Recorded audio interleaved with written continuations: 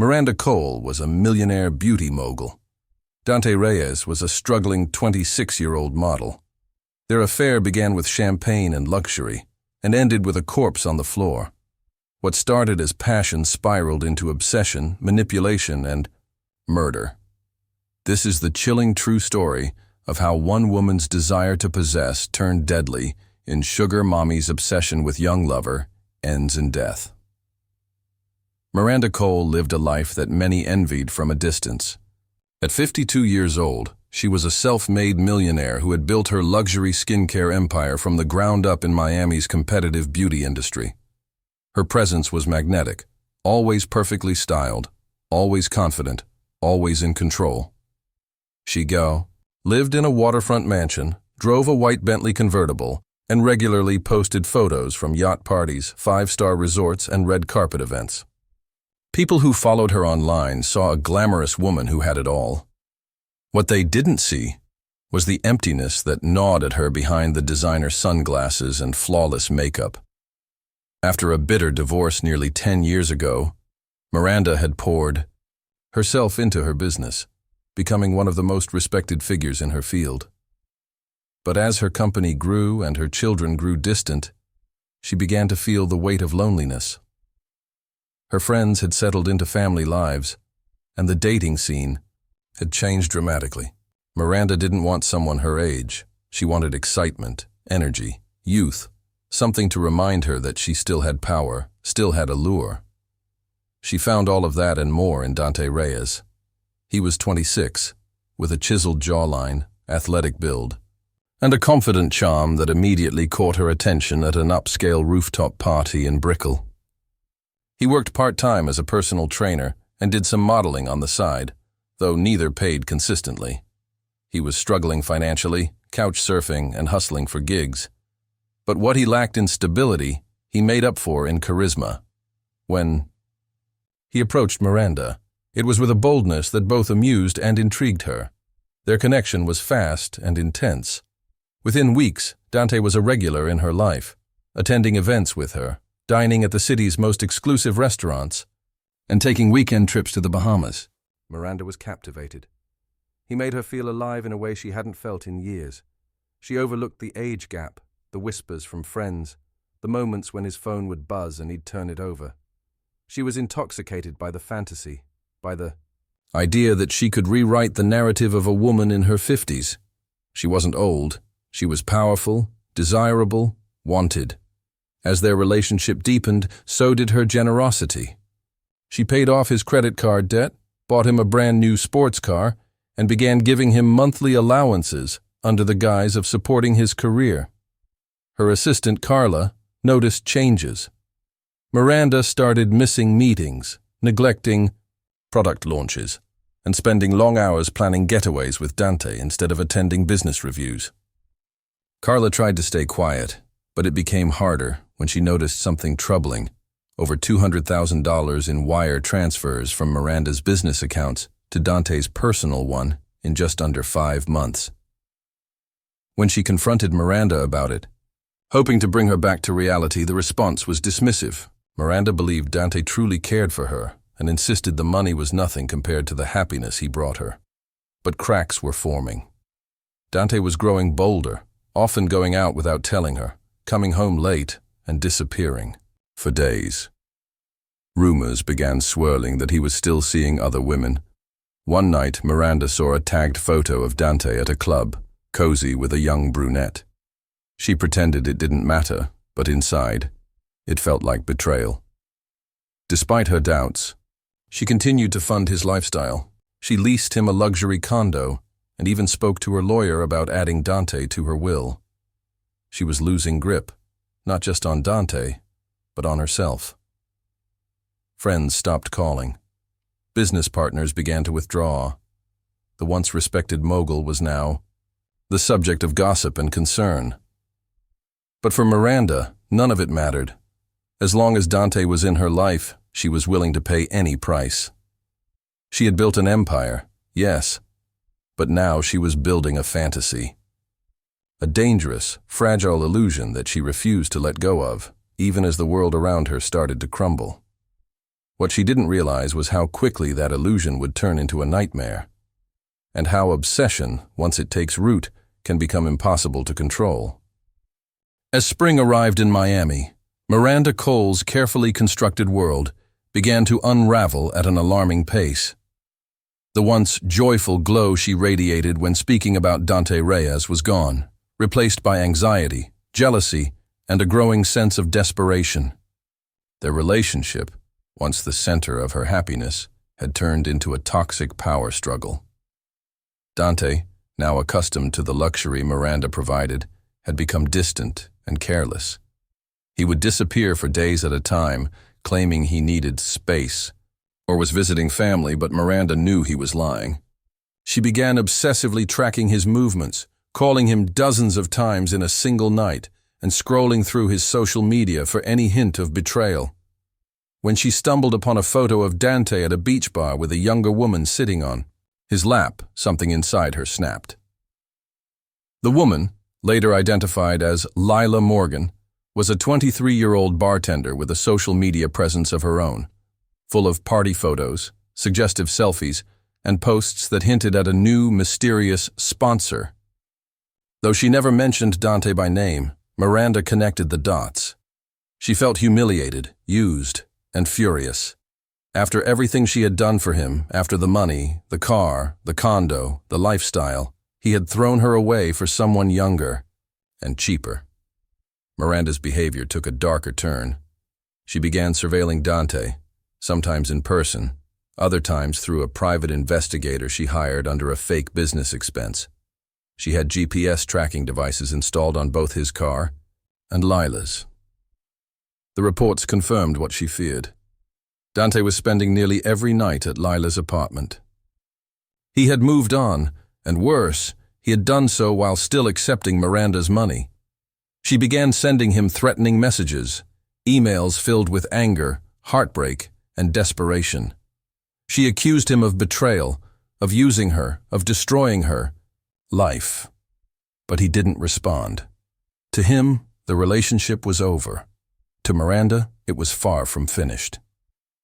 Fueled by a mix of heartbreak and rage, Miranda broke into Dante's condo one night while he was out. She trashed the place, smashed wine bottles, slashed expensive clothing, and left behind a note that read, "You don't walk away from me." Dante returned home to find the destruction, but he didn't go to the police. Instead, he posted a vague Instagram story about being free and unbothered. Miranda saw it as a taunt. She couldn't understand how he could move on so easily. The man who once said she made him feel alive now acted as if she no longer existed. Then came the incident with Lila. One weekend, Lila was found unconscious outside a club in Wynwood. She had been drugged, though nothing was stolen, and there were no signs of assault. She survived, but the incident left a cloud of suspicion over Miranda. Though no direct link was made, those close to the situation began whispering that it wasn't random, that it was a warning. Miranda denied any involvement, but her social media had gone dark, her company was on the verge of collapse, and even her most loyal assistant, Carla, had resigned without explanation. In early June, Dante attempted to officially sever ties. He sent Miranda a brief message stating he no longer wanted anything from her, that he was moving in with someone else, and he hoped she would get the help she needed. To Miranda, that message was the final insult. He was discarding her like a broken toy after draining her of hundreds of thousands of dollars. She became obsessed with the idea that he had planned it all along, that he had targeted her from the beginning as a sugar mommy, used her, and left her humiliated. 3 days later, Miranda withdrew $50,000 in cash from several accounts. She turned off her phone, ignored all emails, and disappeared from public view. When she re-emerged, she claimed she had been at a wellness retreat in the Keys. But surveillance footage from Dante's condo building told a different story. Her black Mercedes had entered the underground garage late one night and exited 4 hours later. That same night, neighbors reported hearing loud coughing and a thud from inside Dante's unit. 2 days later, a maintenance worker found his body. Dante Reyes was dead. What had once been a passionate affair had become a fatal obsession. The story was far from over, but the final chapter had begun. Dante Reyes was found lifeless on the floor of his luxury condo, the one Miranda Cole had paid for just months earlier. The discovery shocked the quiet upscale building in downtown Miami.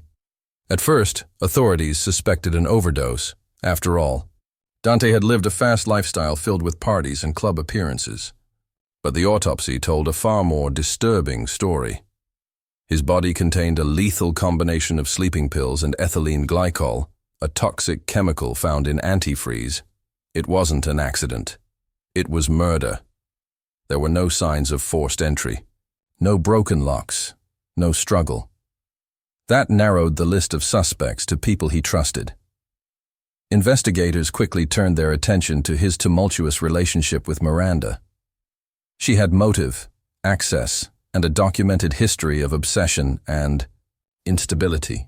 Though she initially denied seeing Dante that week, footage from the condo's security cameras showed her car entering the garage the night he died and leaving hours later. That alone wasn't enough for an arrest, but it raised serious questions. Detectives secured a warrant to search Miranda's mansion. What they found unraveled any hope she had of claiming innocence. Inside her walk-in closet, tucked behind rows of designer handbags, was Dante's iPhone, smashed but not destroyed. Forensics managed to retrieve portions of text messages, including several unsent drafts Miranda had written but never delivered. Many were full of longing and heartbreak, begging him to come back. Others were venomous, full of threats and anger, detailing how he had ruined her life. It painted a chilling picture of a woman spiraling out of control. Her laptop revealed even more. Investigators uncovered a file labeled "For Dante," containing pages of journal-style entries. In them, Miranda documented every time he ignored her calls, every time he was seen with Lila, and every dollar she had spent on him. Some entries were obsessive and erratic, even describing dreams in which Dante died, and she felt peace. There was one particular entry, dated just days before. His death that stood out. It read, "He thinks he can discard me like trash, but he forgets I made him, and I can end him." The most damning piece of evidence came in the form of 2 receipts. One was from a pharmacy where Miranda had purchased a bottle of over-the-counter sleep aids. The other was from an auto supply store where she bought a container of antifreeze under her own name. Surveillance footage confirmed her identity in both locations. The timeline matched perfectly with the night of Dante's death. Investigators believed she had crushed the sleeping pills into a drink and laced it with antifreeze. Given Dante's trust in her, it was easy to imagine him accepting a glass of wine or a smoothie, never suspecting it could be his last. With the evidence mounting, police arrested Miranda Cole at her mansion. The once celebrated entrepreneur was escorted out in handcuffs, wearing designer sunglasses and refusing to speak. Her mugshot went viral within hours, sending shockwaves through Miami's elite circles. People who once admired her ambition now whispered about her downfall. The media dubbed her the sugar mommy killer. During the trial, Miranda's defense team argued that she had been emotionally manipulated and psychologically abused by Dante. They portrayed her as a vulnerable older woman, preyed upon by a charming grifter. But the prosecution countered with cold, hard evidence. The money, the surveillance footage, the journal entries, the premeditated purchases, all of it pointed to a calculated act of revenge. The jury didn't deliberate long. Miranda was found guilty of first-degree murder and sentenced to life in prison without the possibility of parole. Her empire crumbled. Her business was sold off, her home repossessed, and her name wiped from every skincare product that once bore her initials. In the end, Miranda didn't just lose the man she obsessed over. She lost everything. The case became a cautionary tale of obsession, power, and how far someone can fall when they let love turn into possession. Behind the glamour and glitz was a warning. Sometimes, What looks like love is really just control wrapped in gold. And sometimes, the price of obsession is death.